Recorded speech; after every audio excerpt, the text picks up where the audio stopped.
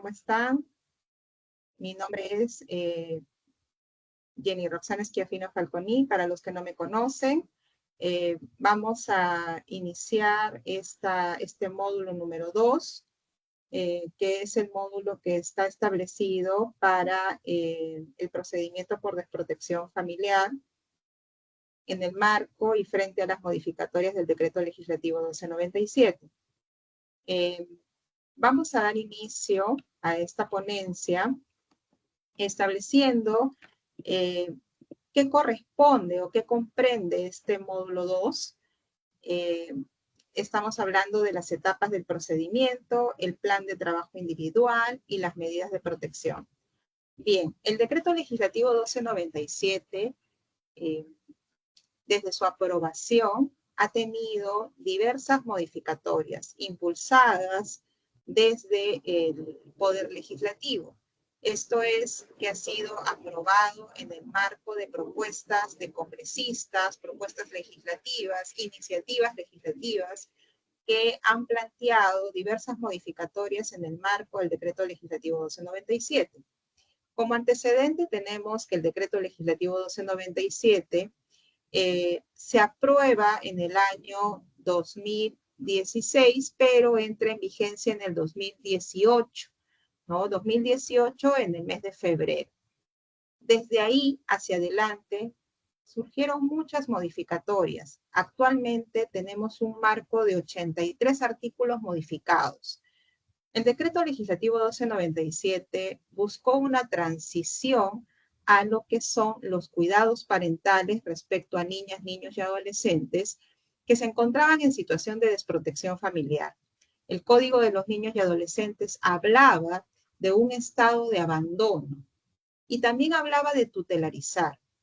La transformación y la transición que hace el Estado es cambiar a un procedimiento en donde hablemos de una etapa preventiva y de una etapa ya donde el Estado actuara de manera progresiva y subsidiaria. Este antecedente está enmarcado en la situación sociofamiliar de las niñas, niños, adolescentes. Como bien sabemos, y ya lo hemos escuchado en las ponencias anteriores, existen 4 ejes importantes de la Convención sobre los Derechos del Niño. Una de ellas es el interés superior del niño. En ese marco, tenemos el Comité de los Derechos del Niño, que estableció cambios que debía realizar todo aquel que se encontrara como parte de la convención, todo Estado que sea parte de la convención. El Perú es parte de esta convención y el Perú está obligado como Estado a establecer y desarrollar medidas legislativas en favor de las niñas, niños, adolescentes sin cuidados parentales. En el Perú tenemos a las unidades de protección especial como instancia administrativa que desarrolla el procedimiento por desprotección familiar. Y tenemos a las DEMUNAS que dependen de la autoridad central, que es la Dirección de Sistemas Locales y Defensorías, que buscan en una primera etapa desarrollar la parte preventiva que el Estado debe tener frente a aquellas niñas, niños, adolescentes sin cuidados parentales o en riesgo de perderlos. Este decreto legislativo ha establecido 2 procedimientos en el marco de esta transición, pues el Código de los Niños y Adolescentes establecía únicamente un procedimiento que establecía solo lo que era el abandono. Significa esto que una niña, niño, adolescente que no tuviera cuidados parentales se encontraba frente a una situación de abandono que automáticamente instaba a las autoridades a que sea separado de la familia. Esto está dentro del marco de un enfoque punitivo. Eso es lo que se hablaba y se decía cuando hablábamos de la doctrina de situación irregular. Hoy, el Estado está frente a una doctrina de protección integral y esa doctrina es la que establece que debemos proteger a la niña, niño, adolescente, pero no como un objeto de protección, sino como un sujeto de derecho. El procedimiento por riesgo y el procedimiento por desprotección familiar marcan un paso trascendental para el Perú, porque ya hablamos de una etapa preventiva cuando hablamos del procedimiento por riesgo y hablamos de un procedimiento por desprotección familiar cuando esta etapa preventiva no ha sido satisfactoria en favor de la niña, niño, adolescente y todavía se ve o se peligra su situación frente a un entorno familiar con un factor de riesgo determinante. Dentro de los procedimientos por riesgo y desprotección familiar, siempre tenemos que mirar los factores de riesgo y factores de protección. No factores de desprotección familiar, sino factores de protección. Cuando hablamos de factores de riesgo, siempre estamos hablando de si son determinantes o si son circunstanciales. Cuando son determinantes, tenemos que establecer que no podemos estar frente a un procedimiento por riesgo. ¿Por qué? Porque en el procedimiento por riesgo estamos hablando de una etapa preventiva, el antes que recaiga la niña, niño, adolescente en una situación de desprotección familiar. En el procedimiento por riesgo está enlazado y vinculado a la Convención sobre los Derechos del Niño, que te establece que el primer llamado a atender sus obligaciones parentales son los padres, padre y madre de la niña, niño, adolescente. Ellos son los obligados a responder ante estos cuidados parentales. Pero cuando ellos no pueden, el Estado debe brindar las ayudas necesarias con la finalidad de que puedan lograr satisfacer las necesidades y complementar el desarrollo integral de una niña, niño, adolescente. Esta etapa es la etapa del procedimiento por riesgo. El procedimiento por riesgo ha establecido que la unidad de protección especial o el juzgado, hablamos de las autoridades que desarrollan este procedimiento, no pueden ver este procedimiento por riesgo. ¿Por qué? Porque tanto la unidad de protección especial como el juzgado, cuando no hay unidad de protección especial, van a ver aquellas situaciones en donde ya la niña, niño, adolescente ha recaído en una situación de desprotección familiar, porque implica la separación de la niña, niño, adolescente de su familia. En el procedimiento por riesgo no. El niño va a permanecer con su familia y en ese entorno familiar es que debemos brindar estos apoyos necesarios para que puedan fortalecerse los factores protectores de la familia y poder desarrollarse el niño de manera integral. Cuando ya no es posible, a pesar de los apoyos, la convención te dice que entra la subsidiariedad del Estado de manera más agresiva. Esto implica que el Estado ya no va a entrar de esta forma ayudándote, sino te va a decir, separo al niño de tu entorno familiar porque requiero protegerlo y a ti tengo que eliminar los factores de riesgo para que tú puedas brindar la protección necesaria a esta niña, niño, adolescente. La modificatoria del decreto legislativo ha desarrollado sobre todo estas etapas, el plan de trabajo, las medidas de protección que resultan de implicancia importante para estos cambios normativos. ¿Por qué? En el procedimiento por riesgo se ha modificado el artículo 26 del decreto legislativo que establecía las etapas.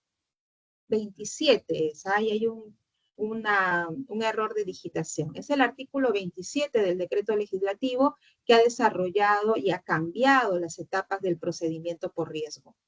¿Y cómo es que ha hecho este cambio? ¿Cómo es que han evaluado este cambio? Eso lo vamos a ver más adelante. En el procedimiento por desprotección familiar también han hecho un cambio, han incorporado una nueva etapa en el procedimiento. Pero cuando hagamos un análisis dentro de la ponencia, nos vamos a dar cuenta que estas modificatorias no están muy relacionadas a lo que entendemos por procedimiento. Sin embargo, tenemos que adecuar este procedimiento con esta etapa incorporada. Lo mismo está ocurriendo con el plan de trabajo individual. En el plan de trabajo individual se ha modificado el artículo 30 del decreto legislativo 1297 y está vinculado a la implementación del plan de trabajo individual.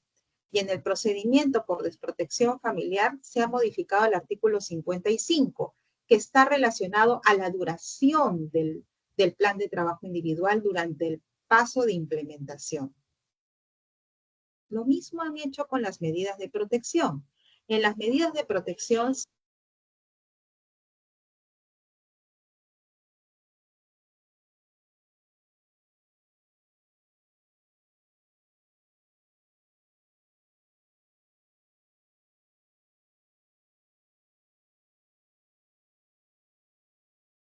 es que de qué forma estos cambios están causando o no garantizar la protección de la niña, niño, adolescente, o por el contrario, estos cambios pueden perjudicar a una niña, niño, adolescente para su futura reintegración familiar, retorno con su familia, o tal vez la medida definitiva de una adopción.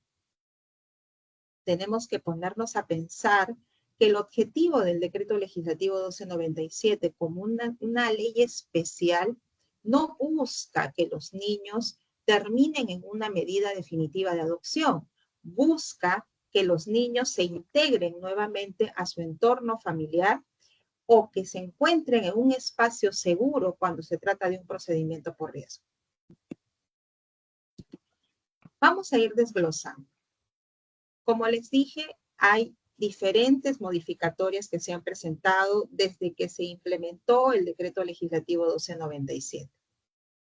La Ley 31716 fue la primera que hace cambios respecto a las etapas del procedimiento. Aquí te hablan de 4 artículos específicamente respecto a las etapas del procedimiento.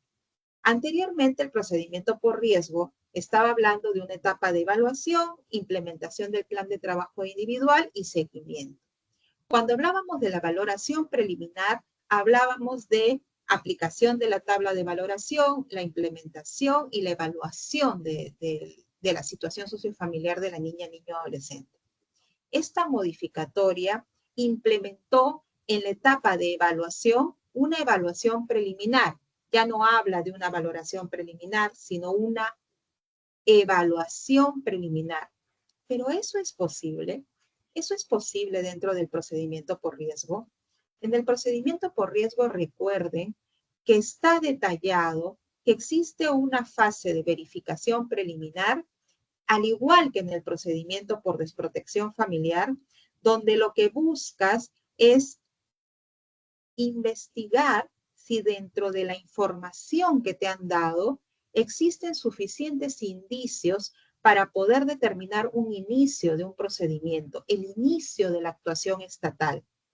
Sin embargo, cuando tú hablas de una evaluación preliminar, puede entrar en una confusión para el operador, porque el operador puede decir, ok, entonces ahora ya no voy a hacer valoración preliminar, sino evaluación preliminar, y no, no es así.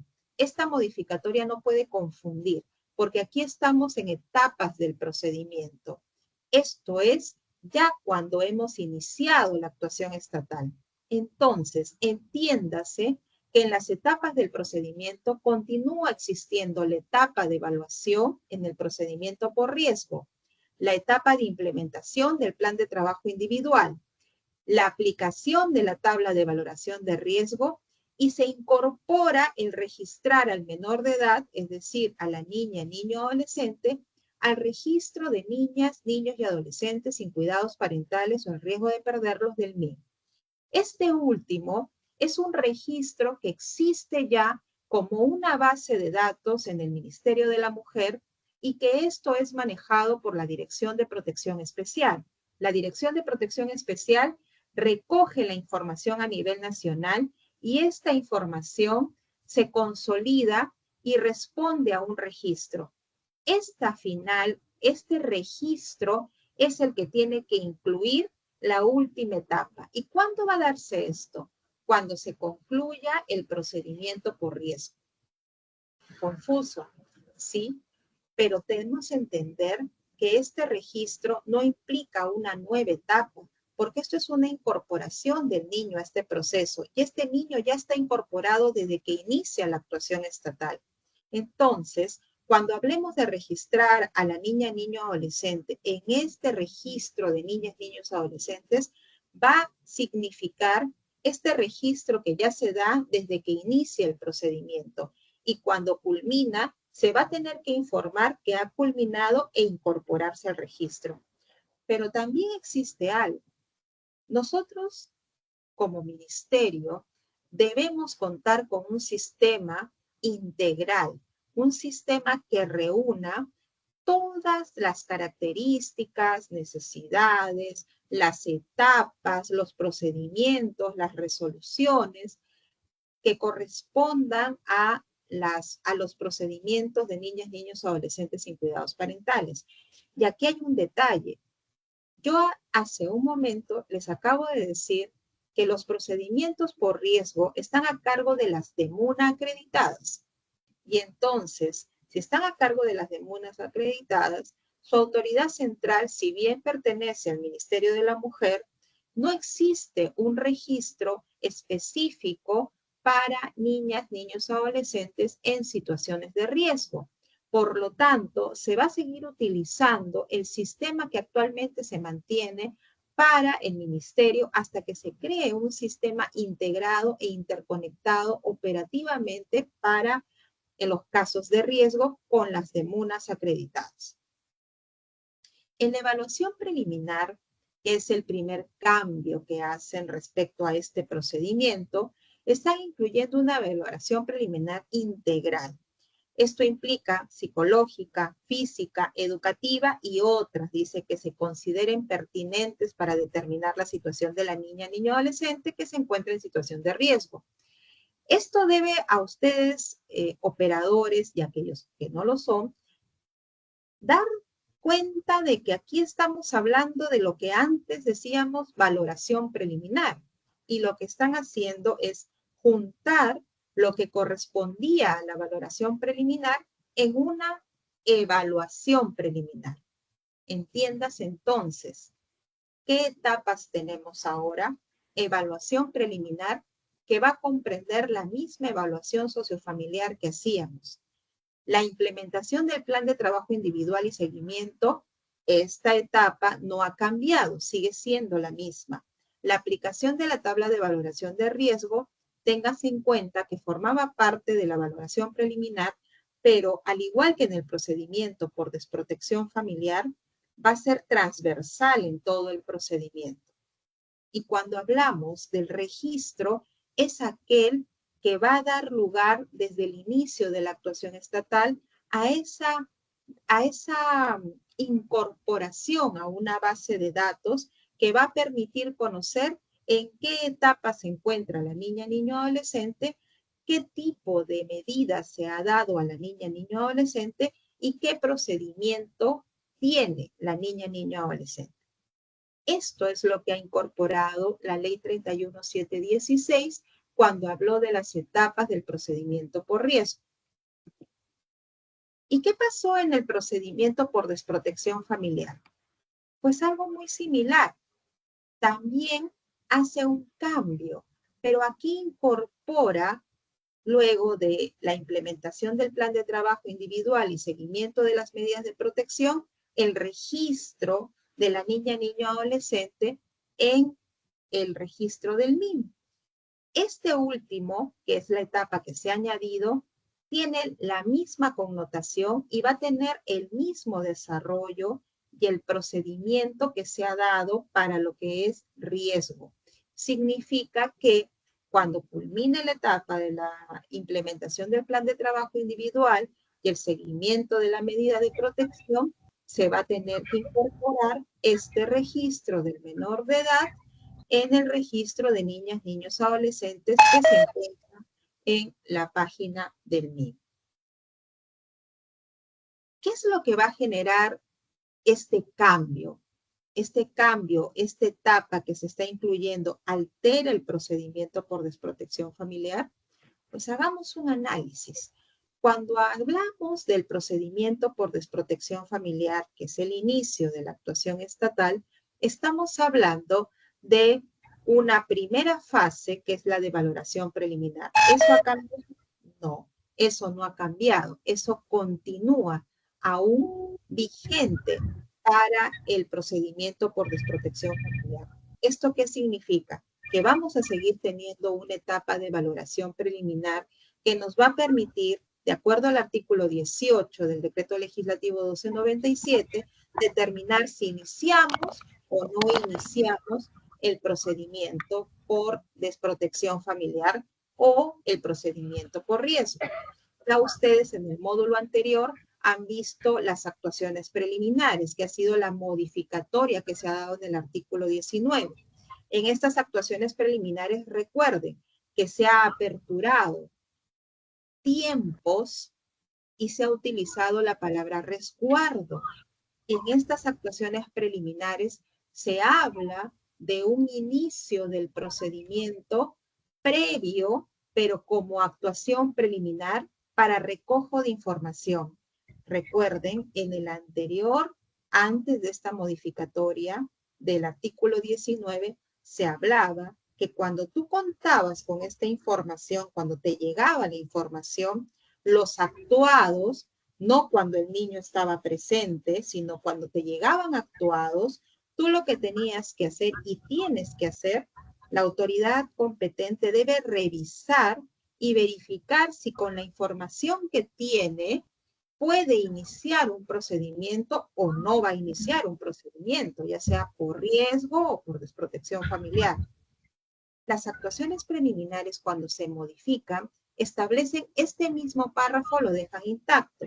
Te hablan de 24 horas. Sin embargo, ya ustedes han visto en el módulo anterior que cuando te habla después, en el segundo párrafo, te está estableciendo que vas a poder tener al niño por más tiempo en resguardo y llega hasta un plazo de 7 días. ¿Esto qué significa? ¿Qué implica? Cuando hablamos del procedimiento por desprotección familiar y el procedimiento por riesgo, siempre estamos hablando con el objetivo de protección especial, ¿verdad? Y si yo digo que puedo mantener en resguardo a un niño por más de 72 horas o 7 días cuando el caso sea complejo, entonces está diciéndome esta modificatoria que yo, mi etapa de evaluación, la voy a postergar hasta que yo recoja la información necesaria para poder decir si inicio o no inicio un procedimiento y después de eso recién empezar mi etapa de evaluación. No, precisamente el reglamento que se ha emitido en octubre del 2024 ha establecido de qué forma o cuándo vamos a aplicar este tiempo que resulta ser excesivo para determinar si una niña, niño o adolescente se encuentra en una situación de riesgo o desprotección familiar. Las actuaciones preliminares no pueden extenderse y más aún si ustedes hacen una lectura de ese artículo 19, que entiendo que lo vieron la semana anterior. No obstante, hago la acotación porque esto nos permite pasar a la etapa de evaluación.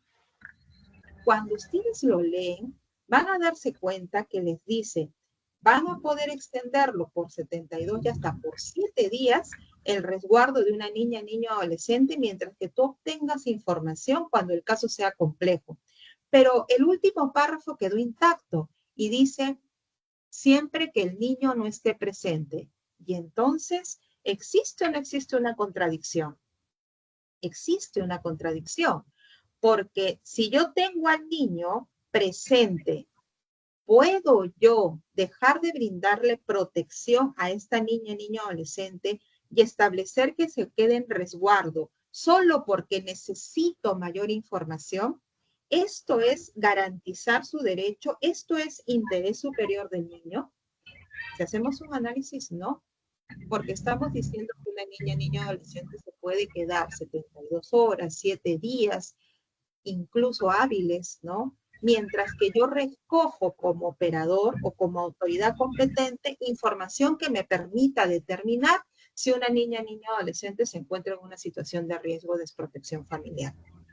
Entonces, evaluando esta modificatoria, es que se hace una acotación y una aclaración en el reglamento en octubre del año pasado. ¿Y qué se precisa? Que solamente se va a aplicar esta ampliación del plazo para poder determinar la información o recoger información, o cuando el caso sea complejo, cuando estemos hablando de estados de emergencia sanitaria o decretos de urgencia. Significa que no vas a poder aplicarlo o no van a poder aplicarlo las autoridades competentes en casos comunes. Y siempre se va a tener en cuenta que si el niño está presente, la aplicación, el inicio del procedimiento y la urgencia va a estar presente.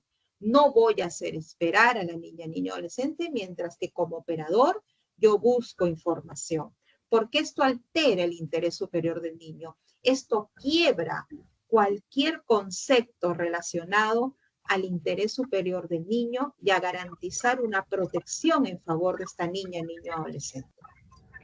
Entonces, en las actuaciones preliminares, únicamente voy a tener la opción de recoger información en el día, dentro de las 24 horas, siempre que no tenga al niño presente. ¿Y cuándo va a ser esto? Cuando yo puedo usar una actuación preliminar y esperar para la evaluación y el inicio del procedimiento. ¿Cuándo lo voy a aplicar?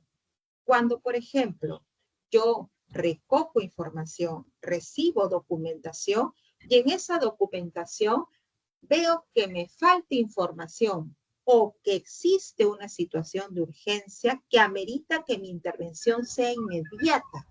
Y de inmediato me voy a conectar con los operadores que además intervienen en el procedimiento, como es la Policía Nacional y el Ministerio Público, con la finalidad de que con esta actuación preliminar o yo pueda ya separar al niño de la familia para brindarle protección o necesite mayor información para poder determinar si es una situación de riesgo o desprotección familiar. ¿Cuándo se va a dar esto? ¿En qué casos? ¿Cuándo puedo determinar que yo requiero información? Por ejemplo, yo que estoy en el Ministerio de la Mujer y Poblaciones Vulnerables y trabajo permanentemente con las unidades de protección especial, una de las situaciones y debilidades que se presentan a nivel nacional es que cuando remiten información a través de actuados a las unidades de protección especial, la información llega incompleta. Muchas veces no cuentan con el nombre completo del niño, la dirección, número de los padres, ¿no? Incluso la información puede llegar como si fuera un NN, definitivamente denominación que debemos eliminar de nuestro concepto si somos operadores de protección, porque NN no existe dentro de una denominación enmarcada en un sistema de protección integral. Tenemos que hablar de una niña, niño o adolescente. Incluso cuando hablamos de un niño que ha sido abandonado físicamente, debemos establecer que es un menor de edad con abandono físico, pero no denominarlo NN. En esos casos, yo puedo aplicar un inicio de actuación preliminar y esto forma parte de la valoración preliminar. Forma parte, pero no es la valoración preliminar. La valoración preliminar es luego de que culminas tu actuación preliminar, puedes completar tu etapa de valoración preliminar y recién ahí empezar el inicio del procedimiento, que es el inicio de la actuación estatal, lo que va a implicar además que tú puedas recién iniciar tu etapa de evaluación. Y la etapa de evaluación ha cambiado, ha modificado los plazos, sigue siendo 5 días hábiles, ¿sí? Sigue teniendo ese mismo plazo, debe tener las mismas diligencias, actuaciones, y como siempre yo le digo a los profesionales que trabajan en las unidades de protección especial, miren la ruta.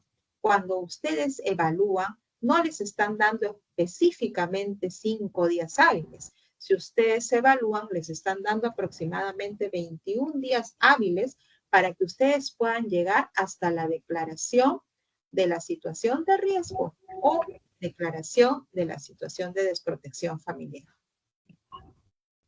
Pasada la etapa de evaluación, que culmina con la declaración de la desprotección familiar, entramos a esa etapa que se llama implementación del plan de trabajo individual y seguimiento de las medidas de protección. Esta etapa de implementación del plan de trabajo individual y seguimiento de las medidas de protección no ha sufrido cambios. Significa que también sigue teniendo la misma forma y connotación. El plan, cómo se va a implementar, cuánto tiempo tiene, ¿ha cambiado? No. Sigue siendo el mismo plazo para elaborar el plan de trabajo individual. Sigue siendo la misma fórmula que implica que deben participar la niña, niño, adolescente, el padre, la madre, uno de ellos o ambos, tutor o tutora, cuando no haya padre o madre. Ellos deben participar.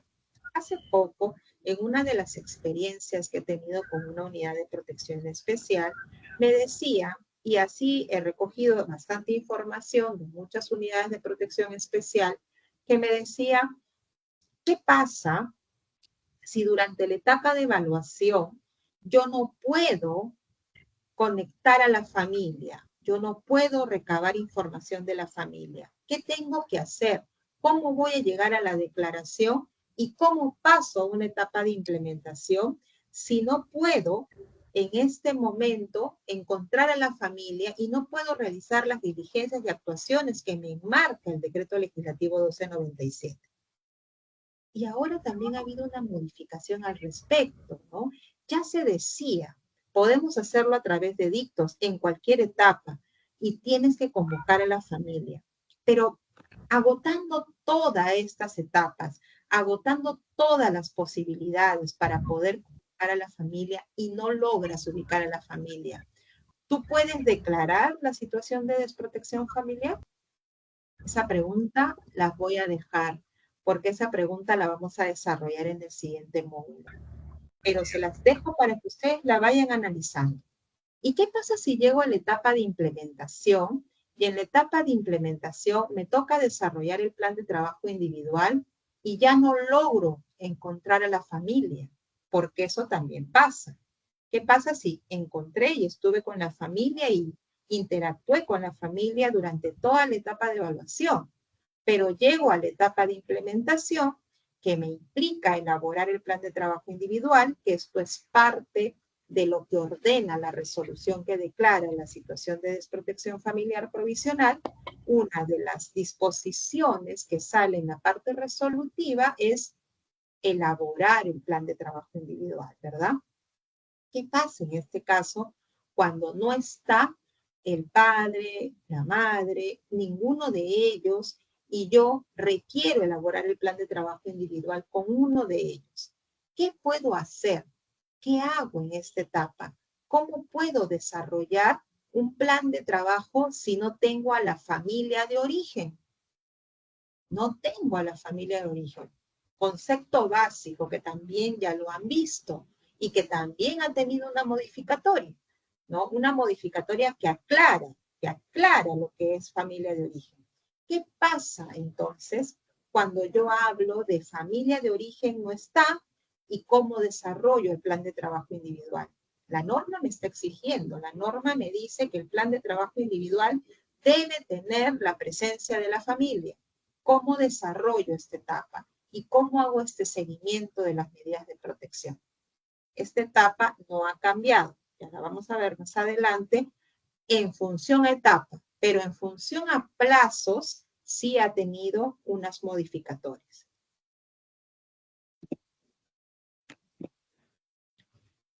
La ley 32.017 ha dispuesto nuevos plazos para las medidas de protección y el plan de trabajo individual en los procedimientos por riesgo y por desprotección familiar. Y aquí voy a hacer una reflexión con ustedes. Cuando hablamos del procedimiento por riesgo, antes de esta modificatoria, establecimos que teníamos un plan, unas medidas de protección, ¿no? Que estaban enmarcados en función a la necesidad de las niñas, niños, adolescentes. Y cuando hablábamos del plan de trabajo individual, ¿no? Hablábamos también de un principio de individualización. Esto significaba que nosotros debíamos tener una atención especial a las tareas y actividades de la familia y función a la niña, niño, adolescente. ¿Qué significaba? En el procedimiento por riesgo, yo tenía que tener en cuenta cuáles eran las necesidades, cuáles eran las características de la familia, cuáles eran los factores de riesgo circunstanciales, porque estamos hablando de riesgo, ¿no? Y cuáles eran los factores protectores que tenía la familia para poder establecer tareas, actividades, plazos, enmarcarnos en un plan que te diga incluso cómo ibas a realizar el seguimiento de ese plan de trabajo individual. Cuando tú hablas de un procedimiento por riesgo, estás hablando, como ya se los dije previamente, de establecer apoyos para la familia. Esto significa que las familias deben contar con los apoyos necesarios, medidas preventivas, ¿no? Para poder lograr un desarrollo integral de la niña, niño, adolescente y para poder fortalecer sus factores protectores. Y ojo, en los procedimientos por riesgo estamos hablando de situaciones que son fáciles de superar, que no son muy graves, que son factores circunstanciales, temporales, por decirlo de esta forma, para que sea mucho más entendible, y que puedo subsanar, que estableciendo en un plan de trabajo plazos, voy a poder señalar que en 3 meses puedo cumplir con esta actividad, en 4 meses puedo cumplir con esta actividad, esta tarea que está abocada al padre, lo tiene que cumplir en tantos meses, y yo podía hacerlo en función a la niña, niño, adolescente. El plan de trabajo individual no tenía plazo, porque el plan de trabajo individual se hacía en función a la niña, niño, adolescente. Y por eso yo recojo que nos abocamos en ese momento, cuando se desarrolló el decreto legislativo 1297, al principio de individualización. Y este principio está establecido incluso como un principio para la aplicación de medidas de protección. Pero cuando ahora me han modificado esto y me dicen, solo tienes 12 meses para poder desarrollar este plan de trabajo individual. Solo tienes 12 meses y no puedes hacer más de 12 meses, no te puedes extender en los procedimientos por riesgo. Te estableció un parámetro, te pone 12 meses. Y me pregunto yo, ¿hay casos de riesgo que puedo terminarlos en 12 meses? Las tareas y actividades para fortalecer los roles protectores de una familia y eliminar los factores de riesgo, porque aquí pongamos atención, los operadores, las autoridades que desarrollan el procedimiento por riesgo tienen que considerar que los factores de riesgo tienen que ser eliminados para que recién pueda yo decir que podemos concluir un procedimiento por riesgo porque se han eliminado los factores de riesgo circunstanciales existentes. Yo no puedo concluir un procedimiento si yo no eliminé los factores circunstanciales, porque estos factores de riesgo circunstanciales que tengo en el momento son importantes para que podamos decir que una niña, niño, adolescente cuenta con un entorno seguro. Y eso, estamos hablando de riesgo, porque si nos enfocáramos a desprotección, que luego lo vamos a ver, sería distinto, pero va por ahí. En riesgo puedo hablar de factores de riesgo circunstanciales, pero en desprotección familiar Ya hablo de factores de riesgo determinantes, que por eso implica la separación de la niña, niño, adolescente de la familia. Sigo en el procedimiento por riesgo. Y haciendo la reflexión, es posible que en 12 meses yo pueda concretar las tareas y actividades de un plan de trabajo, fortalecer los factores protectores de la familia, eliminar los factores de riesgo que haya terminado. ¿Qué pasa si dentro de la tipología de la tabla de valoración de riesgo yo tengo el típico negligencia? La negligencia del padre, la negligencia de la madre, pero que claro, no afecta de manera determinante al entorno de la niña, niño, adolescente y que le permite todavía permanecer con padre o madre, o uno de ellos o los dos, ¿no? ¿Qué pasa si yo no los puedo eliminar? ¿De qué forma o cómo impacta esta modificatoria?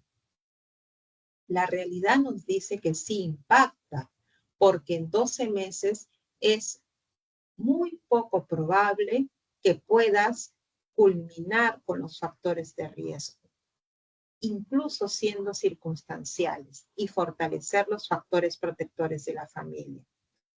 Si solamente nos ponemos a pensar en una posibilidad de terapias, las terapias no terminan rápido porque además a nivel nacional no contamos con muchos espacios en donde podamos tener terapias consecutivas y la alta demanda que tenemos de casos tanto de riesgo como de desprotección familiar no nos permite culminar un plan de trabajo en 12 meses. Y en el procedimiento por desprotección familiar, ¿cómo creen que está afectando esto? ¿Cómo impacta y cómo es que se puede salvar esta situación que se ha presentado? En los procedimientos por desprotección familiar también hemos tenido un quiebre y una vulneración al principio de individualización. Recuerden que estas leyes que se han aprobado por insistencia, ¿verdad? A nivel del Congreso. Entonces son normas que cuando se han hecho los cambios, cuando se han hecho las modificaciones del articulado, si bien es cierto, pasaron para opinión al Ministerio de la Mujer, hubo observación por parte del Ministerio de la Mujer y hubo también observación incluso de la sociedad civil, del Ejecutivo mismo. Sin embargo, a pesar de eso, se aprobó por insistencia. ¿Qué es lo que nos toca hacer? Mirar todo el contexto de estas modificatorias y buscar la forma de no causar daño a la integridad y al desarrollo integral de la niña, niño, adolescente sin cuidados parentales o en riesgo de perderlos. Y es aquí donde yo les doy el alcance. Cuando hablamos de los procedimientos de desprotección familiar, también se ha establecido un plazo máximo de 18 meses. Nuevamente hablamos de lo mismo. Pero acá hay una salvedad. La salvedad que además también se consigna en el reglamento, que es que los niños que tengan enfermedades crónicas o mentales, gestantes, personas con discapacidad pertenecientes a grupos de hermanos, o cuyos padres, madres o ambos requieran tratamientos por problemas de salud o adicciones, los plazos son los necesarios. ¿Esto nos ayuda? Sí, porque enfocó un poco la realidad, enfocó la mirada real de lo que es un procedimiento por desprotección familiar hoy y que tenemos en las unidades de protección especial. Cuando nosotros decimos el plan de trabajo debe terminar en 18 meses, esto es viable, es aceptable, es tratable realizar tareas y actividades de un plan de trabajo cuando hablamos de desprotección y estamos hablando de casos, por ejemplo, de adicciones, en donde los padres, por ejemplo, tienen consumo de alcohol desmedido, alcoholismo, ¿no? Y un tratamiento de alcoholismo, yo he conversado, hemos investigado incluso, es muy probable que dure hasta 3 años. Entonces, yo un poco más. ¿Qué pasa si hablamos de problemas de drogas? Y me pueden decir, sí, pues, pero si ya los padres tienen esta condición crónica, entonces ya no hay posibilidad de reintegración. ¿Y para qué haces esperar a una niña, niño, adolescente para que todavía esos padres se recuperen si ese entorno siempre va a ser un factor de riesgo determinante? Sin embargo, tenemos que ponernos a pensar y hacer el análisis en función a los estándares internacionales. Los estándares internacionales te dicen claramente que el derecho de la niña, niño, adolescente es vivir en su familia, en su familia. Ese es el derecho. El derecho de la niña, niño, adolescente no es que sea separado de su entorno familiar. El derecho de la niña, niño, adolescente es contar con su familia, ser parte de su familia, desarrollarse en su familia. Por eso que nuestra primera mirada y nuestro objetivo y finalidad en los procedimientos por desprotección familiar es la integración de la niña, niño, adolescente a su familia, lo que denominamos reintegración familiar, el retorno de esta niña, niño, adolescente a su familia, porque a eso aspiramos, a que llegue nuevamente a su hogar y que sea este un entorno seguro, de modo tal que ya no recaiga en factores de riesgo determinantes porque ya se eliminaron o disminuyeron al nivel que con un seguimiento es posible lograr que los factores protectores sean tan potenciales que permitan que esa reintegración sea saludable. Pero sí tenemos esta salvedad, la salvedad de que cuando existan casos crónicos, sí vamos a poder establecer plazos adicionales a los que se han establecido para el plan de trabajo individual. Yo retornaría en estos casos a que el plan de trabajo individual debe ser como era antes, en función a las necesidades de las niñas, niños, adolescentes. ¿Por qué?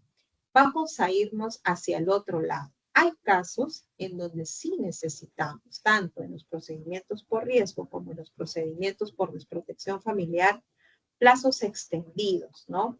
En función al principio de individualización, por las enfermedades crónicas, por las circunstancias que he narrado hace unos minutos. Sin embargo, también hay casos en donde yo no necesito mantener a una niña, niño, adolescente por tanto tiempo dentro de un procedimiento, ya sea por riesgo o ya sea por desprotección familiar, porque las circunstancias son débiles, porque el factor de riesgo en riesgo es circunstancial de modo tal que puedo culminarlo de repente en 6 meses y con un plan de trabajo adecuado lo puedo trabajar en función a sus necesidades y características. Y lo mismo pasaría en el procedimiento por desprotección familiar. Pues hoy no, tienes que irte hasta los 18 meses.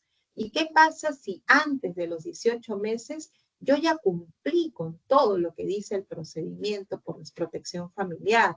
Ya cumplí con todas las tareas y actividades, ya cumplí con todo el desarrollo que necesitaba.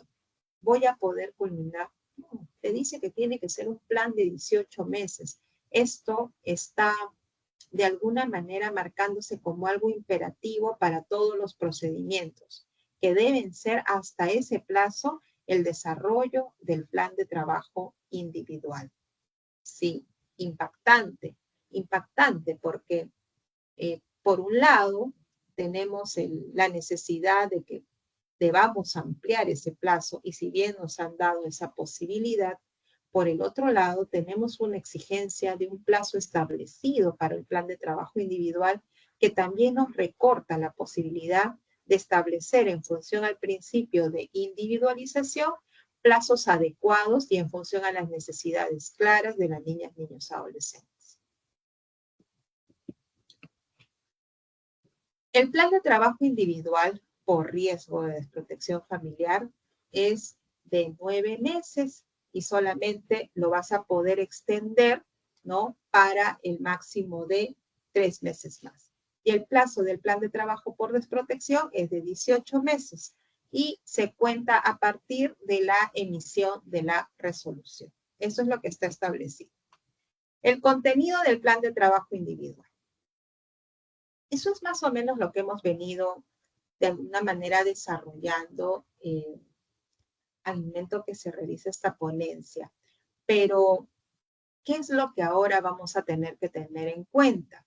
En los procedimientos por riesgo, como les digo, va a haber una extensión máxima de 3 meses. Pero, sin embargo, ¿qué va a pasar 12 meses como máximo, verdad? ¿Qué va a pasar cuando tengamos la necesidad de culminar este procedimiento? Miren, aquí les voy a hacer una, vamos a denominar unos enlaces de qué afectación estamos causando en los procedimientos por riesgo y desprotección familiar cuando hablamos de estos plazos. En algunos casos van a ser muy extensos y en otros casos van a ser muy cortos y no nos van a permitir trabajar en función a las necesidades de las niñas, niños, adolescentes. ¿Qué principios estoy vulnerando cuando yo digo que los planes de trabajo deben contener este tiempo máximo y solamente tengo estos casos excepcionales? ¿Qué pasa en aquellos casos en donde el plan de trabajo se tenga que planificar como máximo de 12 meses y yo deba concluir el procedimiento porque ya se lograron los objetivos del plan de trabajo individual?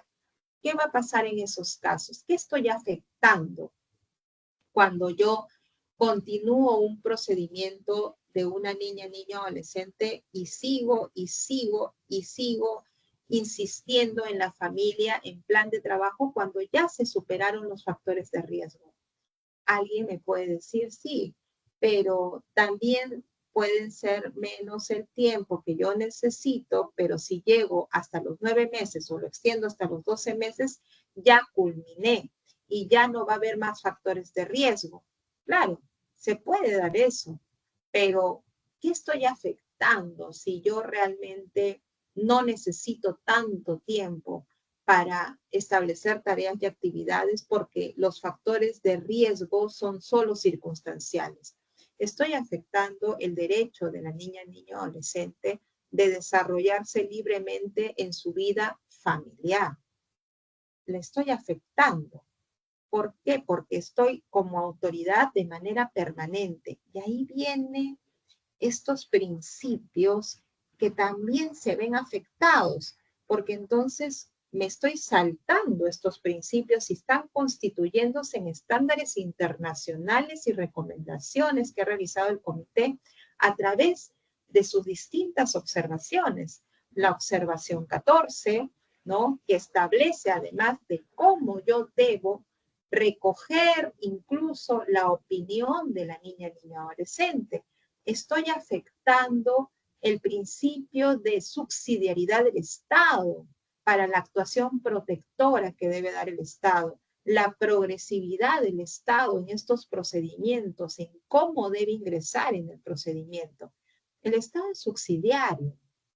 El Estado no puede ser un permanente, un Estado inquisitivo cuando se trata de niñas, niños, adolescentes sin cuidados parentales. La Convención te habla claramente de una protección especial, pero no te dice que tienes que tratarlos como ¿qué? Como objetos de protección. Entonces, si tú vas a estar de manera permanente estableciendo, ¿no?, que tienes que seguir y tienes que continuar realizando y elaborando un plan de trabajo por un plazo determinado, y no identificar las verdaderas necesidades de la niña, niño, adolescente, me hago la pregunta, ¿esto afectaría en mayor grado la situación sociofamiliar de la niña, niño, adolescente? Yo considero que sí, porque si yo no necesito tanto tiempo para poder eliminar los factores de riesgo, porque digamos, ¿qué pasa si solamente yo encontré que la familia necesitaba un espacio de cuidado para la niña, niño, adolescente, ¿no? Un espacio de protección durante el día, un cuidado diurno, digamos así, porque la familia está trabajando, no tienen dónde y con quién cuidar, o el cuidado y protección del niño con quién va a estar. Y yo solamente necesito conectarle a una red de apoyo de MUNAS estoy hablando, a una red de apoyo y hacerle un seguimiento. Mi plan de trabajo se va a tener que extender 9 meses y yo voy a tener que seguir ahí y de pronto voy a tener que extenderlo porque tengo un plazo de 12 meses. Esa situación implica que el Estado está siendo subsidiario o el Estado está siendo arbitrario.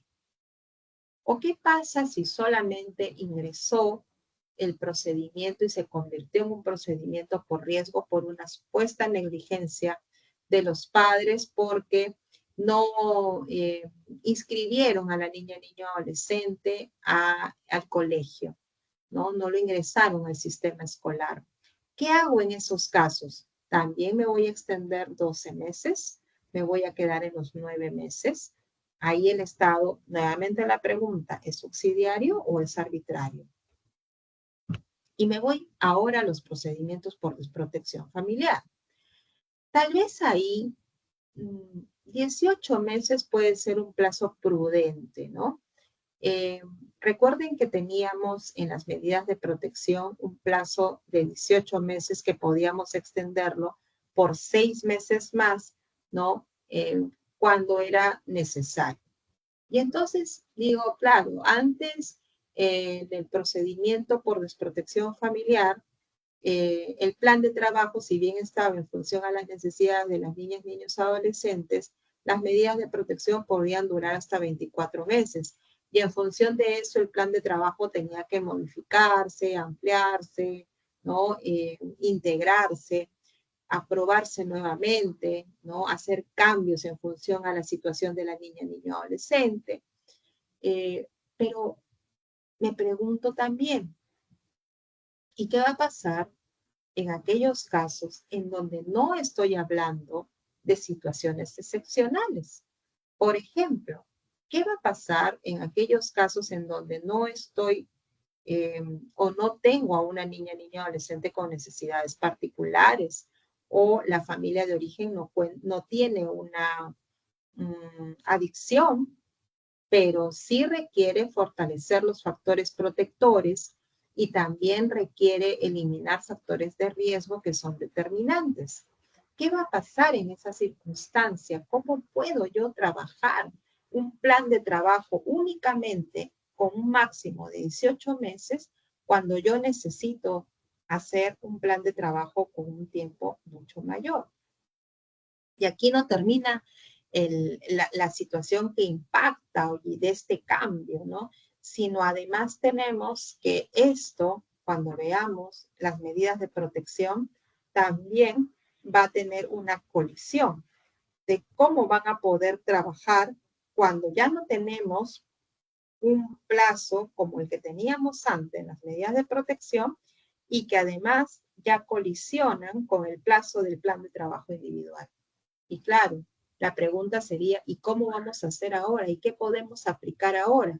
Ante estas modificatorias se ha tratado de establecer en el reglamento algunos cambios que ya cuando veamos el siguiente módulo, que nos enfocamos directamente a lo que es el procedimiento de desprotección familiar, ahí lo vamos a ver a profundidad. El seguimiento del plan. El artículo 45 también ha sido modificado, ¿no? Y en ese artículo 45 te está hablando de cómo puedes realizar un seguimiento que te permita decir que has cumplido con los objetivos del plan de trabajo individual. Acuérdense que el seguimiento del plan de trabajo individual estaba establecido, pero ahora te está estableciendo que ahí también hay una suerte que se ha tenido que desarrollar y resolver en función a cómo es que se desarrollan los procedimientos hoy por hoy, porque una cosa es que un legislativo considere que deben hacerse cambios bajo la mirada o el concepto de que los procedimientos demoran mucho, que por cierto lo hay. Hay casos en los que nos demoramos un montón, bastante, ¿no? y no era necesario, y a veces los niños quedan largo tiempo en centros de acogida residencial y se reducen sus posibilidades de ser adoptados. Pero también había que mirar frente a una realidad. ¿Qué te dicen las directrices sobre modalidades alternativas de cuidado? Y yo les voy a hacer acotación a estos puntos porque siempre me gusta establecer ponencias recogiendo lo que nos señalan los estándares internacionales, porque cuando se desarrolló y cuando se elaboró el decreto legislativo 1297, nos basamos en los estándares internacionales, en las recomendaciones realizadas por el Comité sobre los Derechos del Niño, en el informe Perú, que se hace al Perú por ser parte de la convención. Y sin embargo, de pronto se suscitan estos cambios, ¿no? Que a nosotros nos hace pensar, y ahora esto, ¿cómo se corrige? Entonces, la única fórmula que se ha encontrado es la parte operativa. Ustedes saben que de una ley la parte operativa es el reglamento. Pero además tenemos otras alternativas que en función a las ponencias las vamos a ir diciendo, ¿no? En cada marco, para poder encontrar los caminos exactos que podamos desarrollar el procedimiento y además de desarrollar el procedimiento nos permita resolver de manera clara la situación de una niña, niño, adolescente, sin perjudicarlo, sin afectar su interés superior. Cuando te habla del procedimiento por riesgo, cumplido el plazo de la medida de protección y su extensión, así como el plan, se debe resolver el fin del procedimiento, te pones a pensar, ¿y qué pasa si yo necesito un poco más de tiempo? ¿Y qué pasa si yo necesito menos tiempo? ¿No? Te habla incluso de que puedes variar las medidas de protección de ser necesario. Eso ya estaba. Pero recuerden ustedes, cómo yo voy a resolver, cómo yo voy a hacer un seguimiento, cuál es mi revisión periódica, cómo voy a establecer el seguimiento del plan de trabajo individual. Y hacemos una reflexión. Las autoridades que desarrollan los procedimientos, en este caso de MUNA, acreditada, y UPE, ellos son las autoridades centrales. El Poder Judicial, recuerden que son alternativos, ¿no? En este caso, por ejemplo, en el procedimiento por riesgo, ¿no? Si yo quiero hacer una modificatoria, una variación de medida de protección, y aquí viene la pregunta, ¿modifico el plan de trabajo individual? Eso implica que se renueva el plazo, significa que nuevamente reinicia el plazo y tengo otra vez 9 meses o 3 meses más, un año. ¿Cómo hago este seguimiento del plan y cómo hago el seguimiento de la medida? Si lo hago periódicamente, significa que haciendo 3 seguimientos ya puedo concluir un procedimiento por riesgo, resulta suficiente, resulta insuficiente, me permite hacer modificaciones adecuadas, me permite hacer un seguimiento adecuado que me permite eliminar factores de riesgo. Más allá de eso, me voy al procedimiento por desprotección familiar. Y mire, dice, el procedimiento por desprotección familiar te indica que si del análisis sociofamiliar y jurídico se advierte que no es posible el retorno, se debe recomendar la elaboración del informe técnico. Eso estaba. Pero, nuevamente, tengo 18 meses y también me está hablando de que ahí debe acabar el plan de trabajo individual. ¿Es posible? ¿Qué va a significar en aquellos casos donde la familia necesita más terapias, pero existe ese vínculo positivo y esa evolución positiva de la familia? Porque recuerden que cuando yo dispongo el retorno de una niña, niño, adolescente, de acuerdo a lo que señala el decreto legislativo 1297, yo tengo que mirar la evolución positiva de la familia. Si esta evolución positiva de la familia está marchando bien y estamos trabajando bien, ¿qué pasa si se cumplen los 18 meses y no hemos cumplido las terapias? Porque las terapias siempre tienen su plazo. Y ya les he dicho, esta es una de las debilidades que tiene el Estado como sistema de protección, porque no solamente el ministerio, a través de las unidades de protección especial, manejan todo el procedimiento.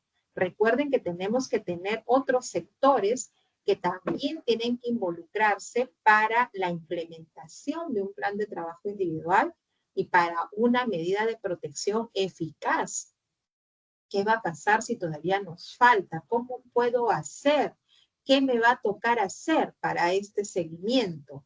¿Y cómo voy a hacer si voy a hacer el seguimiento de la medida o voy a hacer el seguimiento del plan? ¿Voy a terminar el plan de trabajo individual o voy a terminar la medida de protección? Y si termino la medida de protección, ¿está el mismo plazo que en los casos del plan de trabajo individual? No. Y ahora lo vamos a ver. Medidas de protección. Las modificatorias han implicado nuevas medidas de protección para los casos de riesgo y han modificado plazos, ¿no? En los procedimientos por riesgo también tenemos como medidas acceso gratuito a orientación y patrocinio legal de corresponder, acceso al registro de niñas, niños, adolescentes sin cuidados parentales en riesgo de perderlo y otras que fueran necesarias. Aquí les pregunto, yo digo, 9 meses más 3 meses, está coincidiendo con el plan de trabajo individual. Y en el procedimiento por desprotección familiar, también te habla, 18 meses, no hay ampliación y no es concordante con el plan de trabajo individual. Siempre existe estos cambios que a nosotros nos va a generar esto de... y ahora significa que tengo que coincidir porque ya no puedo extender mis plazos, solamente entro, si el plan de trabajo individual, por ejemplo, requiere que sea un poco menos de tiempo, ya no voy a poder porque voy a tener que hacerlo en función a lo que me establece ya esta modificatoria. Pero se han hecho cambios, se han hecho modificaciones, no modificaciones porque recuerden que un decreto legislativo no se puede modificar con un reglamento, pero un decreto legislativo, ¿no? Con su reglamento en función a lo que está señalado, sí se puede adecuar. Se han hecho unas incorporaciones que los vamos a ver ya en los siguientes módulos, que nos va a permitir a nosotros desarrollar estos procedimientos. Este plazo y estas modificaciones lo vamos a ver ya cuando desarrollemos en específico los procedimientos por riesgo, por desprotección familiar y cómo vamos a ir desarrollando y desglosando desde la parte operativa del reglamento, cómo es que vamos a poder trabajar esos plazos y poder trabajar los planes de trabajo, cómo es que vamos a poder trabajar un seguimiento, cómo es que vamos a poder trabajar un retorno. Yo he querido marcar unos recordatorios importantes, ¿no? Que entran desde cómo empiezan estas modificatorias, ¿no? En las modificatorias han establecido incorporaciones importantes que son, por ejemplo, la modificación del concepto de familia de origen, ¿no? Este concepto de familia de origen tenía muchos problemas en el decreto legislativo porque los operadores de la UPE incluso y más del Poder Judicial entendían que familia de origen podía ser el hermano, la hermana o cualquiera que conviva o haga vida en común con la niña, niño, adolescente. Y entonces habían confusiones, porque si una niña vivía con la abuela y el abuelo y los padres lo habían considerado en una situación de desprotección familiar, significa que se encontraban descalificados para asumir los cuidados parentales. No obstante a ello, se iniciaban procedimientos por riesgo. ¿Por qué? Porque decían, no, pero está viviendo con la abuela y ahí están los padres. Y de acuerdo al decreto legislativo, entonces sí restituye y constituye familia de origen. y no es familia de origen. Y se les explicaba, ¿no? Incluso cuando se emitían pronunciamientos en el Poder Judicial había esta confusión, ¿no? Luego también estaba el hecho de que al decir que convivían o hacían vida en común, habían hermanos que vivían juntos y entonces decían, bueno, queda en riesgo, se queda con la mamá, ¿no? Pero vive con el hermano. Y la mamá no estaba presente. O situaciones en las que establecían que estaban frente a un procedimiento por riesgo, pero habían descalificado a la mamá o al papá, pero decían, no, pero es que su soporte es la tía o el tío que vive en la casa. Y estábamos hablando nuevamente del procedimiento por riesgo. Pues como habían este tipo de confusiones, como se había establecido de manera constante este tipo de confusiones, es que se ha hecho una modificatoria en el reglamento en octubre del 2024, ¿no? En donde se ha establecido qué es familia de origen y cuándo sería familia de origen. Pero ojo, este concepto de familia de origen ya se habían hecho algunas modificatorias y aclaratorias en las directivas de acogimiento de hecho que tiene el Ministerio de la Mujer y las directivas de acogimiento familiar.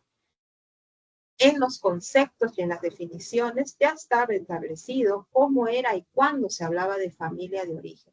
Sin embargo, todavía existía esta duda respecto a lo que constituía una familia de origen. Ahora bien, ¿qué otro cambio también ha incorporado esta modificatoria?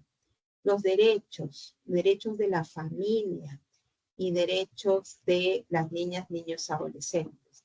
Pero el derecho de la familia de origen, ¿no? Ha incorporado derechos y obligaciones de la familia de origen.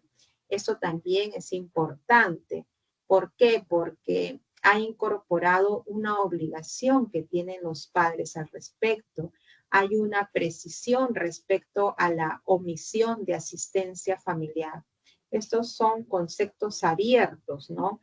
Definiciones que se encuentran en el decreto legislativo y que nos permite y que debemos además conocer porque sí son impactantes para el procedimiento. Difícilmente las unidades de protección especial aplicaban estas demandas de omisión de asistencia familiar y sin embargo ya estaba incorporado. Pero había en estas dudas, ¿no? ¿Y quién es ahí el responsable? ¿Quién tiene que firmar? Si era el defensor público o era el director de la UPE, si aún todavía no había asumido la tutela, podía o no podía, ¿no? ¿Cuándo asume la tutela la unidad de protección especial? ¿Cuándo asume el director de la UPE la tutela estatal?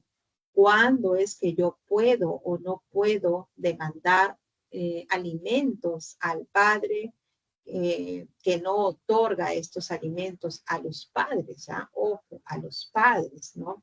¿Y qué hago con esta pensión de alimentos? ¿Quién va a tener esa pensión de alimentos? ¿Quién va a desarrollar el ejercicio de padre alimentista, ¿no?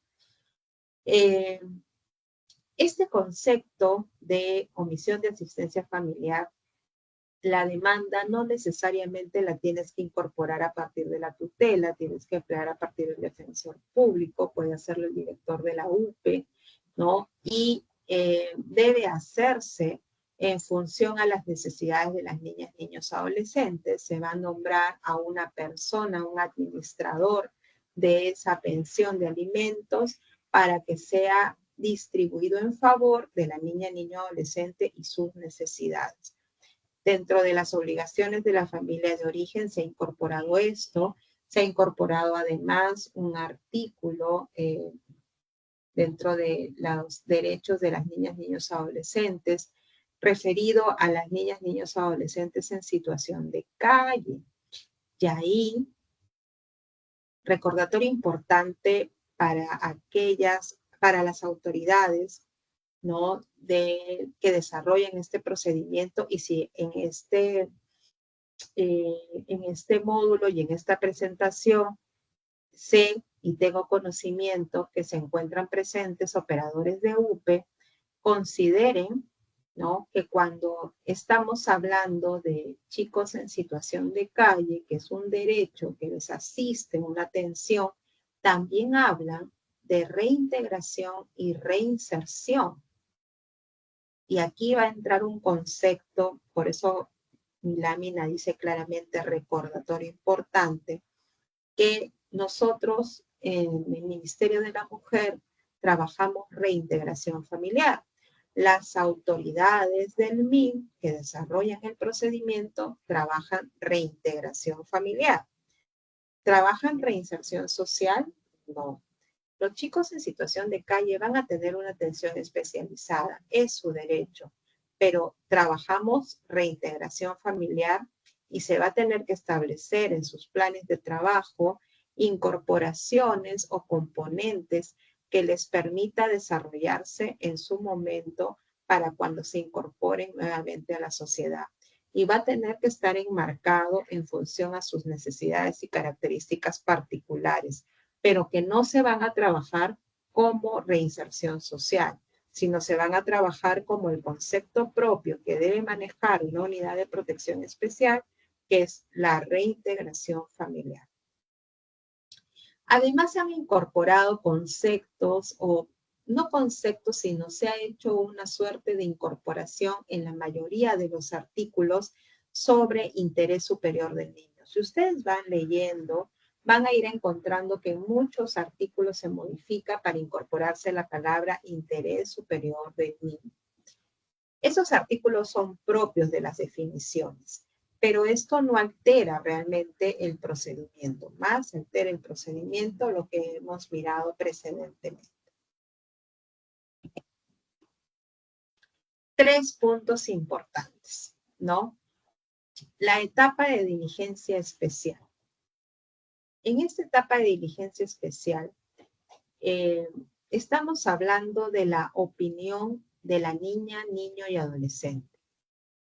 Esta etapa de diligencia especial tiene que ser una etapa que se desarrolle de manera transversal en todo el procedimiento.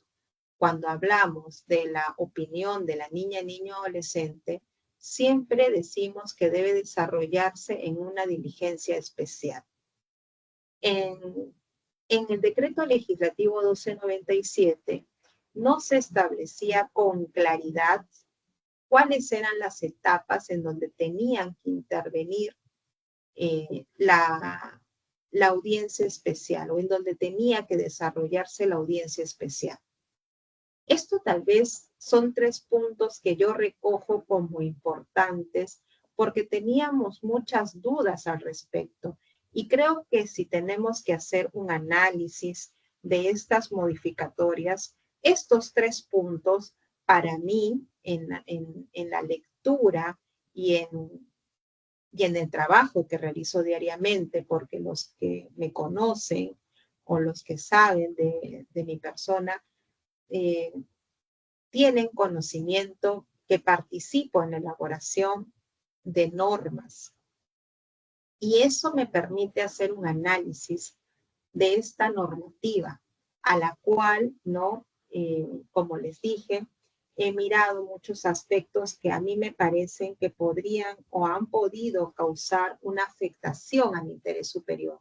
Pero sin embargo, también es importante reconocer puntos que sean buenos en esta modificatoria. Y para mí, por ejemplo, estos 3 puntos son importantes en estas modificatorias porque van a permitir a los operadores desarrollar de manera más clara sus audiencias especiales, su diligencia especial, porque te está diciendo claramente en qué momento interviene.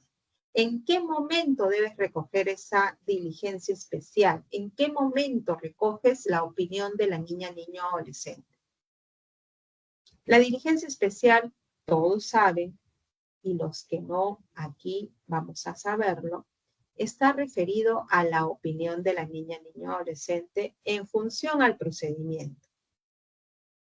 Cualquier decisión que se tome respecto a una niña, niño, adolescente en el procedimiento, ya sea para iniciar un procedimiento por riesgo, por desprotección, para determinar la medida de protección, para variar la medida de protección, para declarar la situación de riesgo de desprotección familiar, para la visita de la niña, niño, adolescente por parte de su familia de origen, por parte de sus amigos, y ahí voy a entrar a un punto mucho más potente, ¿no? Lo voy a desarrollar en este último punto que acabo de mencionar. Pero ahora ya esta modificatoria te ha señalado que la diligencia especial se desarrolla o se toma en cuenta en la etapa de evaluación, esto es cuando inicias el procedimiento, cuando le tomas la declaración, la entrevista a la niña, niño, adolescente, ¿no? Ahí recoges su opinión, le vas a informar qué estás haciendo, qué vas a hacer y qué decisión estás tomando al respecto de él, de ella, si es que vas a iniciar un procedimiento por riesgo, si es que vas a iniciar un procedimiento por desprotección familiar, si es que vas a dictar una medida de protección, incluso si es que va a ir con una familia extensa, si es que va a ir con un tercero, ¿no? En acogimiento familiar. Esas decisiones que tomamos como autoridades en el procedimiento deben ser informadas a la niña, niño, adolescente o al defensor público en función de su edad o grado de madurez. Ya lo tenemos, está en la etapa de evaluación, previa también a la declaración de riesgo de desprotección familiar, van 2 puntos, y para establecer el régimen de visitas, derecho de permiso de salida, entre otros. O sea, son 3 momentos en donde yo debo recoger la opinión de la niña, niño, adolescente a través de una diligencia especial para identificar cuál es el sentir de la niña, niño, adolescente y cuál es su opinión al respecto. Y entonces, sobre este punto, ya lo han visto, lo deben haber tocado, ¿no? Cuando hablamos de interés superior del niño, cuáles son los elementos, ¿no? Para poder determinar su interés superior. Y uno de ellos es la opinión de la niña, niño, adolescente. Pero siempre esta es una pregunta constante. ¿Esta opinión se toma en cuenta o esta opinión es determinante para que se tome la decisión de una medida de protección o de un inicio del procedimiento o de una variación o de un régimen de visitas? Esta audiencia especial y la opinión de la niña, niño, adolescente es que se toma en cuenta y se considera siempre que no afecte su desarrollo integral. Siempre que no afecte su desarrollo integral. Sobre todo en los casos en los que yo voy a determinar una medida de protección. Y también en aquellos casos donde yo voy a relacionar o vincular a la niña, niño, adolescente que se encuentra en un centro de acogida residencial, incluso en un acogimiento familiar, a un régimen de visitas, a un permiso de salidas y entre otros, que siempre existe el temor de las autoridades que dirigen el procedimiento de otorgar o de incorporar dentro del plan de trabajo individual. Y ahí, por ejemplo, es otro punto débil, porque en el plan de trabajo individual yo voy a tener que establecer el régimen de visitas y cuando yo quiera trabajar, por ejemplo, el retorno de la niña, niño, adolescente, ahí voy a tener que elaborar un régimen de visitas, incorporarlo, la opinión del niño, cómo la voy a incorporar, cómo la voy a manejar dentro del plan de trabajo individual. Pero eso lo vamos a ir desarrollando en la medida de los módulos siguientes. Pero estos 3 puntos y estos 3 momentos ya están establecidos en esta modificatoria. Y para mí esto es un punto a favor de la modificatoria porque de esta forma nos permite ya conocer cuándo es que sí o sí debemos recoger la opinión de la niña, niño, adolescente. Lo segundo es que a nivel nacional, las unidades de protección especial no cuentan en específico con defensores públicos presentes. Sí existen algunas unidades que cuentan con defensores públicos, incluso que tienen muy cerca al defensor público y son colaboradores. El Ministerio de Justicia les ha otorgado esa posibilidad, pero también hay lugares a nivel nacional que no tienen esa posibilidad porque no se cuenta con defensores públicos suficientes para que puedan estar presentes en las diligencias que se desarrollan de la niña, niño, adolescente. ¿Y qué pasa? ¿Y qué pasaba? Si bien es cierto, había una disposición complementaria que establecía de que se podía prescindir de la presencia del defensor público para dictar las medidas de protección o para establecer un procedimiento inicial, dictar una medida de urgencia, recoger su audiencia especial y todo, esto no se tomaba en cuenta, pero ahora ya está establecido. Se señala claramente que cuando la medida es urgente, se puede prescindir de la presencia y de la opinión del defensor público, ¿ya?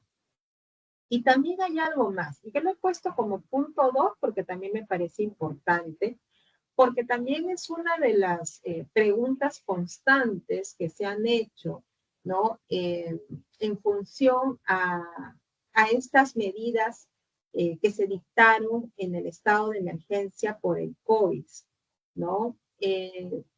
Se sacó un decreto legislativo a través del Ministerio de la Mujer que establecía la posibilidad de desarrollar diligencias mediante mecanismos virtuales, a través de videollamadas, a través de mensajes por WhatsApp, entre otros. Aquí en este decreto, en estas modificatorias que se han establecido a través de estas dos leyes, ¿no?, importantes, que han cambiado y han modificado el decreto legislativo 1197, sí está estableciéndose que se pueden usar mecanismos virtuales, pero no de manera desmedida, solo para los casos imprescindibles en donde se requiera dictar medidas de urgencia. ¿De acuerdo? Y finalmente, otra de las situaciones que se ha incorporado y que también me parece acertado es que se haya dejado la posibilidad de cambiar los plazos, ¿no?, para los casos de niñas, niños y adolescentes con enfermedades crónicas o mentales, gestantes, personas con discapacidad, pertenecientes a un grupo de hermanos o cuyos padres, madres, hombres requieran de un tratamiento con problemas de salud o adicciones. Me parece importante porque creo que eso nos va a permitir de alguna manera desarrollar un plan de trabajo mucho más específico, mucho más loable, mucho más consecuente, ¿no?, en función a lo que corresponde a las necesidades de una niña, niño, adolescente. Y aquí también nos va a permitir de alguna manera identificar, y creo que esto es necesario desarrollar, ¿no?, cuándo podemos estar hablando de casos especiales, ¿no? Porque tenemos una alta demanda de perfiles distintos en las unidades de protección especial.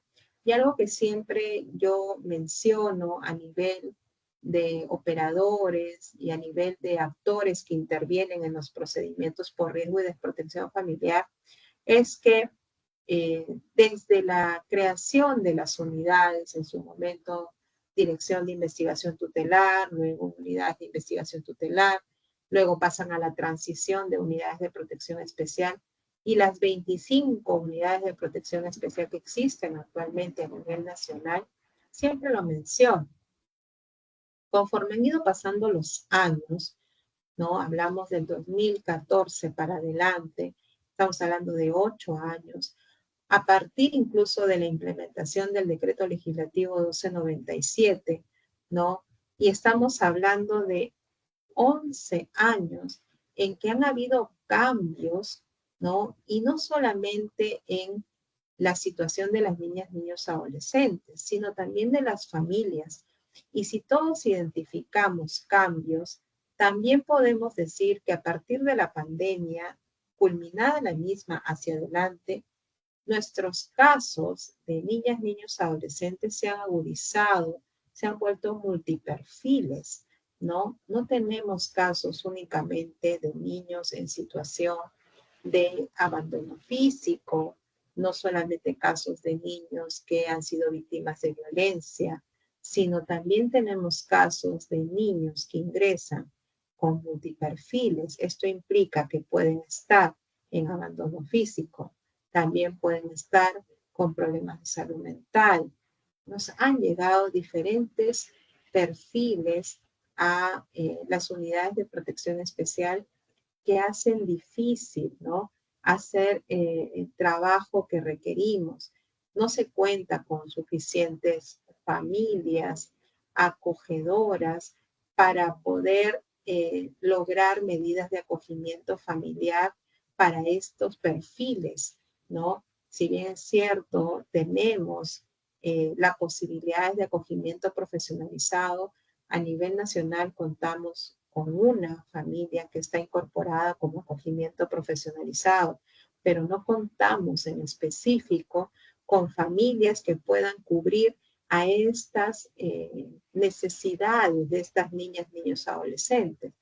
Por lo cual, el que se haya incorporado este eh, párrafo nos va a permitir desarrollar directivas que nos permita complementar el plan de trabajo individual. Y sobre ello también se están trabajando directivas que nos permitan ver el seguimiento de las medidas de protección, del plan de trabajo individual, de los procesos de retorno, ¿no? De las niñas, niños, adolescentes. ¿Por qué? Porque nos está quedando un poco incompleto el desarrollo, ¿no? De esta parte reglamentaria que se ha dado en el mes de octubre. Y estos cambios que se incorporan tanto para el plan de trabajo como para las medidas de protección, que recuerden antes estaban vinculadas a un plazo mucho mayor, estábamos hablando de hasta 18 meses, ¿no? En los casos de riesgo, y estábamos hablando de hasta 24 meses en los casos de desprotección familiar, y así todo no se culminaba, ¿no? No se puede, no, hasta el día de hoy no se podía eh, concluir los procedimientos porque todavía quedaban factores eh, de protección que fortalecer o faltaban factores de riesgo que eliminar. Entonces, nos va a permitir de alguna manera desarrollar estas, no sé, lo podríamos llamar tal vez estos vacíos, ¿no? Estos vacíos que nos pueden perjudicar el desarrollo del procedimiento, pero más allá del perjuicio de un procedimiento es el trabajo que se tiene que realizar con la niña, niño, adolescente y el trabajo con la familia. Pero lo vamos a ir viendo, lo vamos a ir desarrollando, lo vamos a ir trabajando en los siguientes módulos y cómo lo vamos a poder manejar de forma tal que no afectemos el derecho de la niña, niño, adolescente de vivir con su familia, el derecho de la niña, niño, adolescente a su interés superior, el derecho de opinión de la niña, niño, adolescente y sobre todo el derecho a lo que es la protección integral como sujeto de derecho. Bien, yo culmino aquí la ponencia. Quiero dejar abierta la posibilidad de preguntas. Creo que hay un tema con el audio. De repente me pueden lanzar si tienen preguntas a través de chat y yo contesto mediante audio. No sé si sería correcto. Les agradezco desde ya su participación. Espero que esta introducción a estos primeros cambios haya ayudado a los que desarrollan el procedimiento y a los que no conocen o no están como autoridades centrales del procedimiento, también para el día a día de cómo desarrollan las autoridades este procedimiento, tengan conocimiento de estos cambios que se han efectuado. En los módulos siguientes vamos a desarrollar los procedimientos, vamos a ver los flujos del procedimiento y cada módulo les voy a ir detallando algunos cambios impactantes y que sí tenemos que tenerlo como recordatorios importantes para los desarrollos que ustedes realizan. Muchas gracias. Quedo atenta. Muchas gracias, doctora. Ya escucho. Ya escucho, sí. Quedo atenta. Doctora, buenas noches. Hola, ¿cómo ¿Me estás, escucha? Diana? ¿Qué tal? ¿Cómo está? Buenas noches, doctora. Doctora, en realidad varias dudas. Usted inicialmente hablaba de los edictos cuando los papás no se presentaban. O sea, si bien es cierto, los edictos los hacemos en la etapa de evaluación, pero una vez cuando ya está en la etapa de implementación, si pese a que el tiempo se haya requerido o en el plan de trabajo hayamos incorporado el hecho de buscar y no se ha logrado, también se tiene que emitir un nuevo edicto para ya emitir un informe técnico. ¿Es correcto, doctora? Si tú tienes los edictos en la etapa de evaluación y la familia se acercó o no se acercó. No, o sea, por decir que no se logró ubicar a la familia. No se logró ubicar y así has desarrollado el plan de trabajo individual. Por eso le digo, o sea, en varios casos puede ser de que o bien o el papá o bien la mamá no aparece en el Ah, ok, procedimiento. uno de ellos. Uno de ellos, ajá. Pero si no, Ya. para determinar una situación ya permanente, ¿es necesario el edicto? Sí, sí es necesario el edicto. Eso, doctora, gracias. Hola, Otra Diana. Sí, sí es consulta. necesario el edicto. Si tienes a uno de los padres. Si a nivel de evaluación no tienes a ninguno de los padres, es una inminente desprotección familiar. Y ahí también pides un edicto. Los edictos y con eso ya lo mandas al informe final. Ya, doctora, perfecto. Por ejemplo, en los casos donde ya es orfandad, ya no hay necesidad del edicto, pero sin embargo, tenemos que hacer un plan de trabajo. Bueno, es lo que estábamos manejando.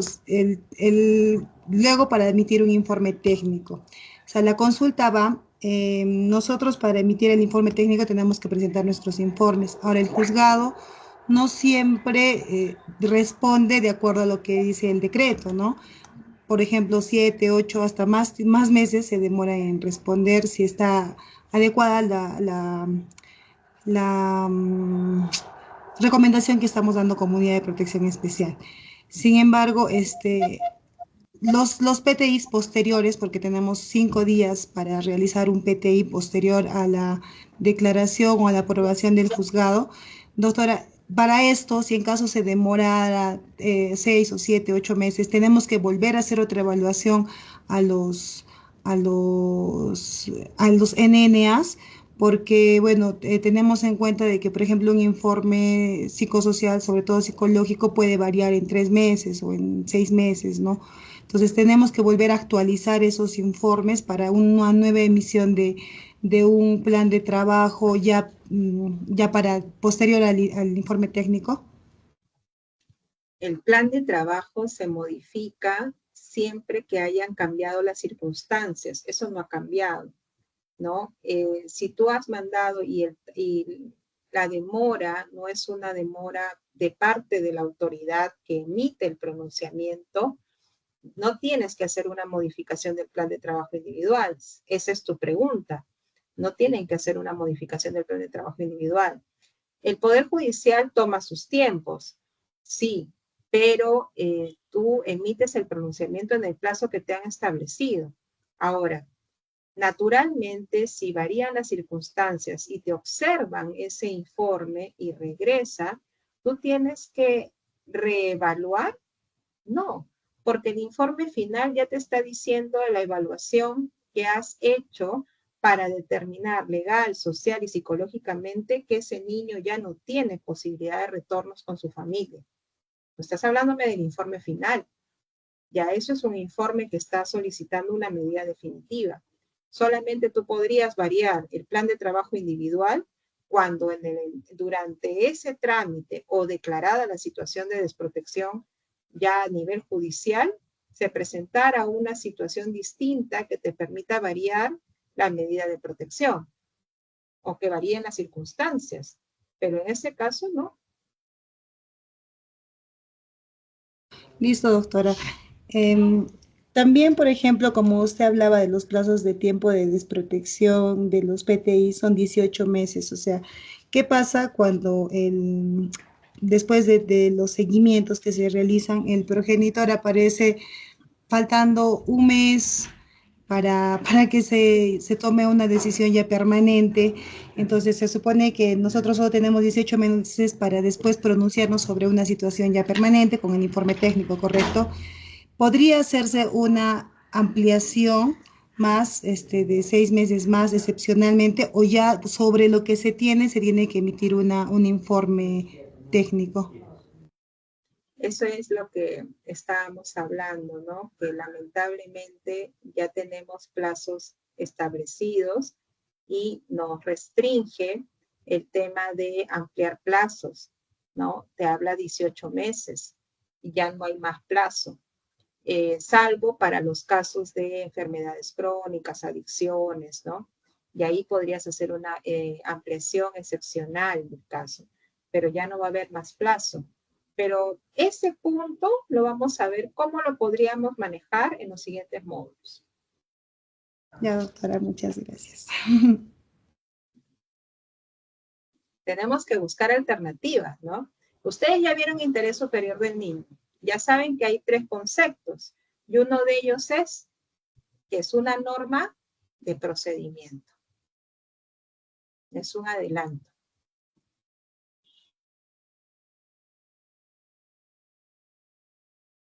Hola Gaby, ¿cómo estás? Doctora Roxana, buenas noches. ¿Cómo estás, Gaby? ¿Qué tal? Gusto escucharte. Doctora, agradecida por la disertación en el curso. Quiero hacerle una consulta, doctora.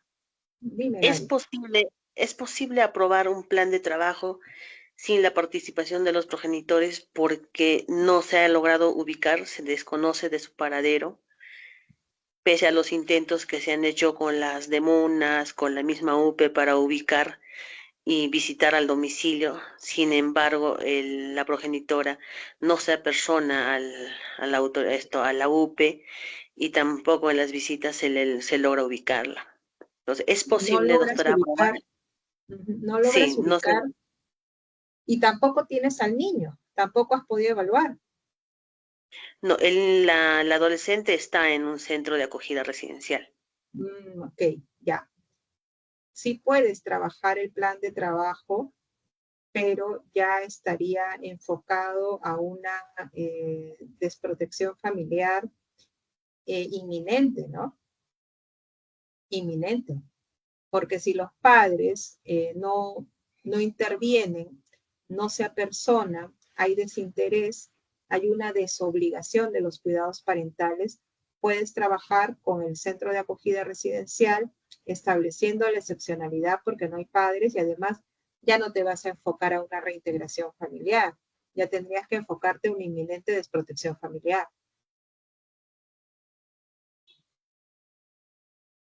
Ya, gracias, doctora Roxana. Gaby, está este caso, por ejemplo,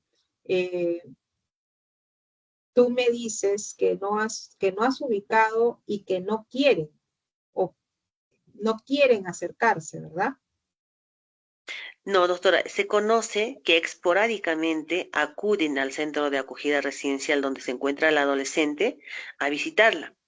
Sin embargo, cuando nosotros también hemos pedido el apoyo con el centro de acogida, para que una vez que la mamá visite al adolescente, se comunique inmediatamente a la UPE que la mamá está en el centro de acogida realizando la visita.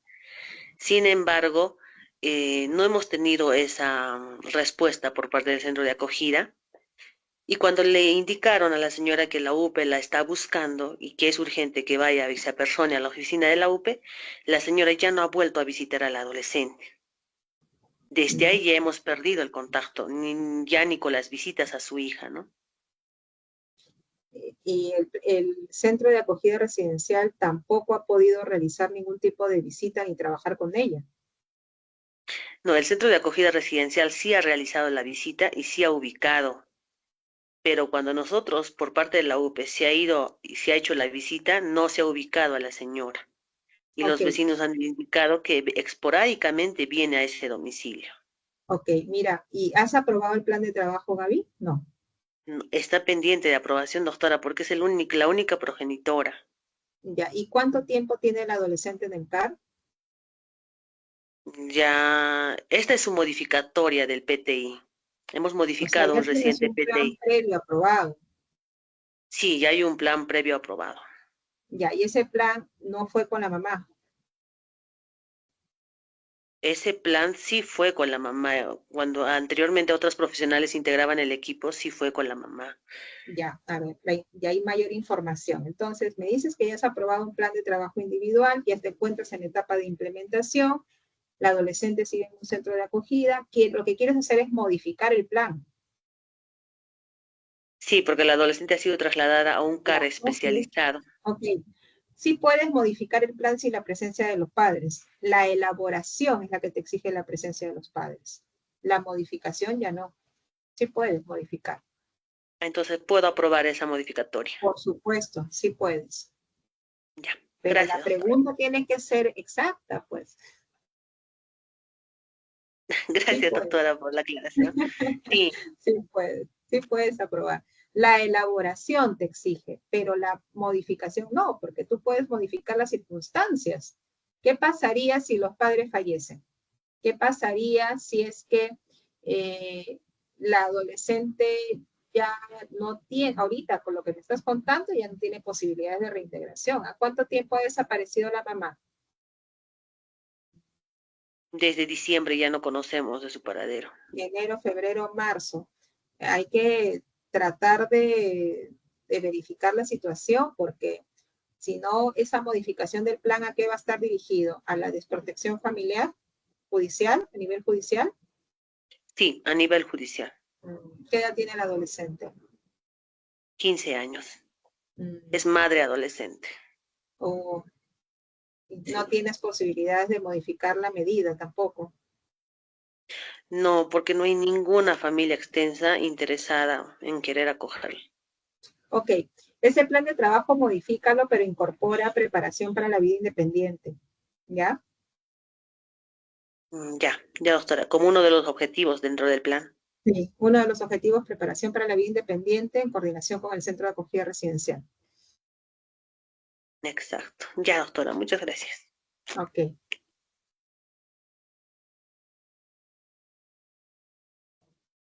Bueno, chicos, tenemos todavía los siguientes módulos donde vamos a poder tener mayor interacción y creo que vamos a tener mayores preguntas también, porque ya vamos a entrar de lleno a lo que es el procedimiento por riesgo y desprotección familiar.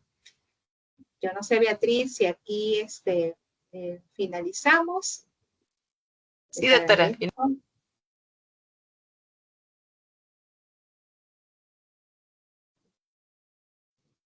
Ok, les agradezco entonces, chicos. Nos estamos viendo en el siguiente módulo y me gustaría también que los que se encuentran en unidades de protección especial traigan sus casos para con eso poder también trabajar de repente al final un taller, ¿no? Que es lo que también lo tengo como planteado y desarrollamos acciones inmediatas y estratégicas en el marco de lo que hemos aprendido al final del módulo.